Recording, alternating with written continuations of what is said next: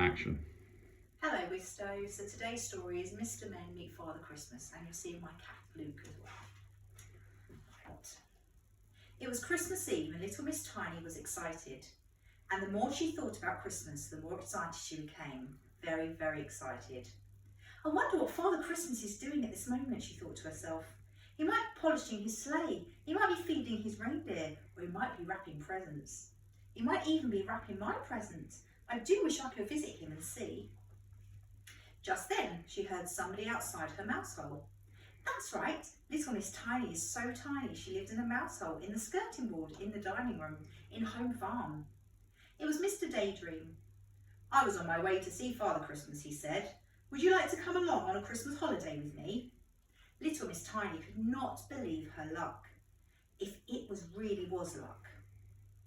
Waiting outside was Mr. Daydream's magic bird, Mr. Daydream's enormous yellow magic bird. Enormous to you or I, but as big as the moon to little Miss Tiny. Mr. Daydream and little Miss Tiny climbed onto its back and off they flew to the north. North, all the way to the North Pole. Look, there's a house with an upside down roof, said little Miss Tiny as they flew on. Where are we? She asked. We are flying over Muddleland, said Mr. Daydream. Would you like to have a look? Yes, please, said little Miss Tiny. In Muddleland, everything is in a muddle, and Christmas time is no exception. In Muddleland, they don't decorate their Christmas trees, they decorate their furniture. In Muddleland, they don't have Christmas lunch, they have Christmas breakfast. And in Muddleland, they don't hang Christmas stockings, they hang gloves above their fireplace. And then they were off again, and before long they found themselves flying over Cleverland. Now, as you can well imagine, everyone in Cleverland is clever. Even the sheep are clever. So clever, in fact, that they celebrate Christmas. Little Miss Tiny and Mr. Daydream stopped off at many places on their way to the North Pole. In Loudland, they heard the loudest carol singers in the world. They were much too loud for little Miss Tiny. And they flew to Nonsense Land, where the snow is yellow. Just one more stop before we get to the North Pole, announced Mr. Daydream, finally. Where is that? Asked little Miss Tiny. Cold Land, and it was cold, that is, very, very cold. And in Cold Land they had tea with Mr. Sneeze. Tissue, sneezed Mr. Sneeze. Tissue, sneezed little Miss Tiny. Oh dear, said Mr. Daydream, I think you might have caught a cold.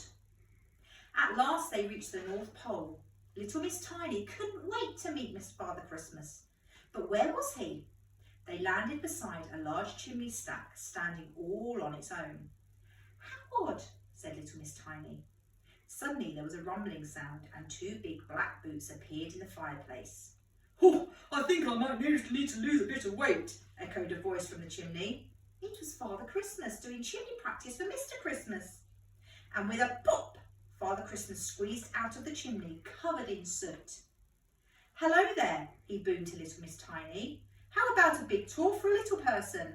I've got to clean myself up, but Mr. Christmas will show you round. Yes, please, said little Miss Tiny. Tissue, she sneezed. Bless you, said Mr. Christmas and Father Christmas together. Mr. Christmas led little Miss Tiny into a large log cabin where she met the elves who were making all the toys. Tissue, sneezed little Miss Tiny. Bless you, bless you, bless you, chorused the elves. Then Mr. Christmas took little Miss Tiny to feed Father Christmas's reindeer. Rudolph has a cold just like your one, said Mr. Christmas. Tissue, sneezed Rudolph. Bless you, said little Miss Tiny. And best of all, they saw where all the presents were stored. And this one, said Mr. Christmas, picking up a very tiny parcel, is yours. Little Miss Tiny's face lit up with excitement. It may be small, said Mr. Christmas, but Father Christmas won't forget to deliver it tonight. And just then, Father Christmas popped his head round the corner. He had dusted off his suit and it was bright red again. He was ready for a busy night. Little Miss Tiny let out a small yawn. It was getting very late for a little person. So little Miss Tiny and Mr. Daydream said goodbye to Father Christmas, Mr. Christmas, the reindeer and the elves, and climbed back on the enormous yellow bird. Little Miss Tiny could hardly keep her eyes open as they flew all the way home. On Christmas morning, little little Miss Tiny woke to find herself sitting in her armchair, in her mouse hole, in the skirting board, in the dining room, in Home Farm. There, next to her tiny pinecone tree, was a parcel. Father Christmas had been. Gosh, she said to herself, did that Christmas holiday really happen? Maybe it was just a dream. But then, tissue! She sneezed. Merry Christmas, everybody.